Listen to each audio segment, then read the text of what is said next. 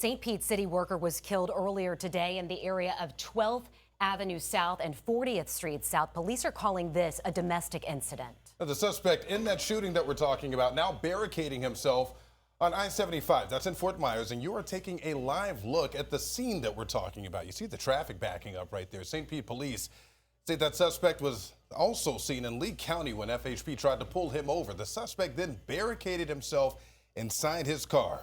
FHP believes shots were fired. They are now negotiating with that suspect. All the lanes of the highway have been shut down.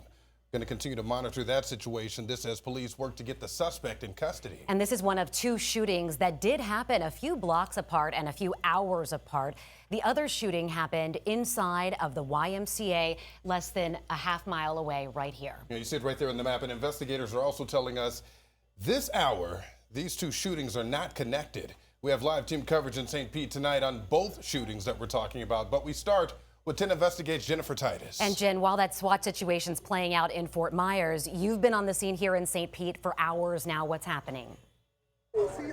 Yeah, hey Courtney, hey Frank. I just got the phone with St. Pete police and they confirmed to me that the suspect is in custody. They say that yes, shots were fired there when he barricaded himself out on I-75 in his vehicle, but they tell me that he is in custody. We have reached out to the Florida Highway Patrol to confirm that information, but the entire scene started out here, guys. I'll get out of the camera. This is where it all took place around 11 o'clock this morning is when the suspect came and shot and killed the woman, a mother of four that we are told, a 12-year employee of the city of St. Pete. She was a sanitation technician. It's been an emotional scene out here all day. Dozens of people have gathered as this news has continued to get out. Lots of tears, lots of emotion. I know a few of them were asking if we knew anything about the suspect, and that's the latest information, guys, that we have is that we are hearing that we do believe he is in custody. This is what the chief of police had to say earlier today. We know who he is. Again, this is not a random act, but we know we're trying to find him right now. We're using all our tools available to us. We're working with our other law enforcement partners in the Tampa area because we want to bring this suspect to justice.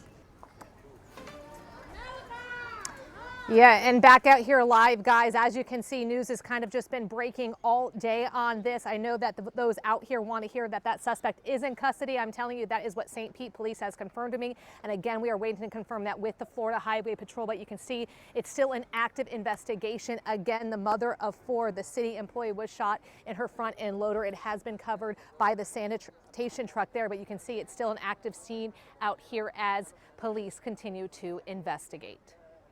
All right, Jen Titus live for us there on 12th Avenue South. I do want to turn to the shooting that happened just blocks away at the Childs Park YMCA. Two people were shot there. 10 Tampa Bay News reporter Kristen Barbarisi, as you see, is live on the scene. And Kristen, what are the details we're learning here? Yeah, investigators are actually still here on scene. It's closed off a block in either direction as they try and piece together exactly what led up to those two people being shot inside this YMCA. We've also seen parents coming to pick up their kids after what had to be a scary afternoon. Police tell us this happened just after 2 p.m. inside the bathroom. We don't know the ages of the victims, but police describe them as two young men. It's unclear if they knew the shooter, and so far police have not identified a suspect, but tell us there is no threat to the public. Police say when they got on scene, they found one of the victims inside, injured. Officers were able to clear the building. There were no additional injuries inside the YMCA. At the same time of us clearing the building, we did hear of another victim showing up to a hospital with a gunshot wound as well. I also spoke with the chief advancement officer for the St. Petersburg area YMCA when she got on scene. She said her concern was for her team inside and they were working closely with police. Right now, we do not have any details on the conditions of the victims, and we did ask the YMCA if they will be open tomorrow and have not heard back, but on their website, it says this Childs Park location is closed until further notice. Live in St. Petersburg, Kristen Barbarisi, 10 Tampa Bay News. And again, we are staying on top of breaking news in two shootings. In the other case, St. Pete police tell us that suspect is now in custody after barricading himself on I-75 in Fort Myers.